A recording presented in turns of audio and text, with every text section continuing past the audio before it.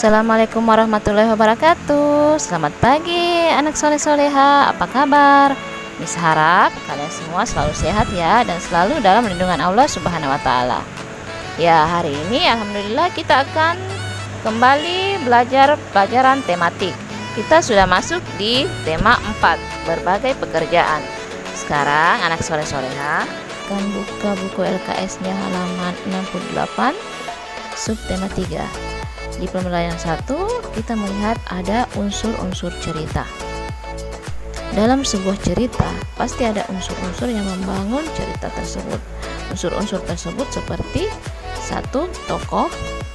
Tokoh ini adalah pelaku dalam cerita yang memiliki sifat dan sikap tertentu. Tokoh ini terbagi 3, yaitu tokoh utama, tokoh pendamping, dan tokoh figuran.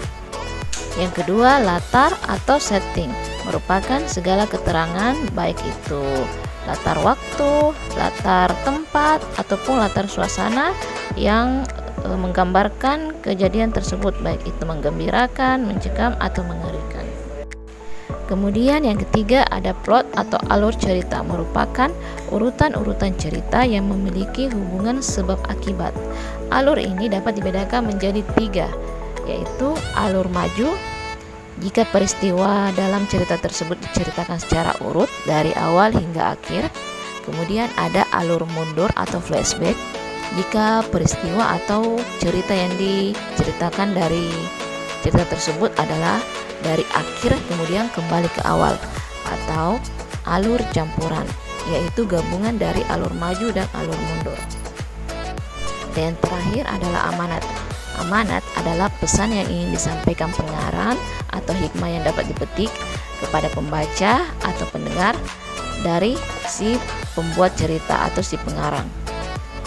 Pesan ini biasanya berupa nasihat atau perbuatan-perbuatan bijak dan perbuatan-perbuatan baik yang patut dicontoh.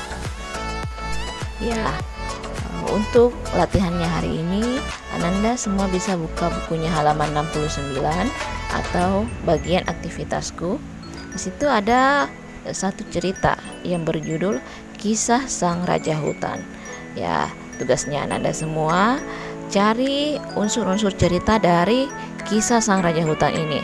Entah itu tokohnya siapa, latarnya di mana, plotnya atau alurnya bagaimana, kemudian amanah yang bisa dipetik dari cerita tersebut. Untuk materi kedua, Ananda bisa buka bukunya halaman 84. LKS-nya masih di tema 4. Pembelajaran 5, kegiatan ekonomi manusia. Kegiatan ekonomi manusia ini adalah suatu kegiatan yang dilakukan oleh manusia untuk tujuan memenuhi kebutuhan hidupnya. Kegiatan ekonomi ini terbagi 3, yaitu kegiatan produksi, kegiatan distribusi, dan kegiatan konsumsi. Apa itu kegiatan produksi? Kegiatan produksi adalah kegiatan menghasilkan barang atau jasa.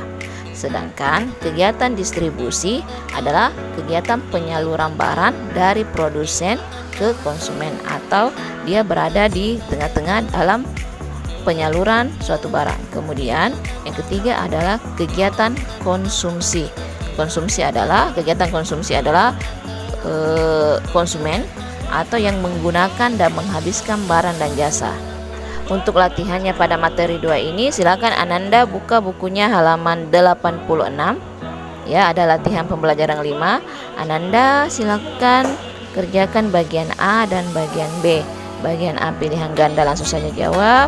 Bagian B silahkan diisi seperti yang Miss jelaskan tadi. Ya, jadi untuk latihan satunya atau materi 1 silakan tulis di buku catatan tematiknya. Dan untuk materi kedua silahkan kerjakan di buku LKS-nya. Sampai di sini dulu materi tematik kita hari ini. Insya Allah pekan depan dilanjutkan. Anak-anakku semua tetap jaga kondisi kesehatannya, tetap jaga kebersihannya, dan selalu ingat 3M: memakai masker jika keluar rumah, mencuci tangan, dan menjaga jarak. Sampai di sini dulu. Wallahu muwaffiq ila aqwamit thoriq. Wassalamualaikum warahmatullahi wabarakatuh.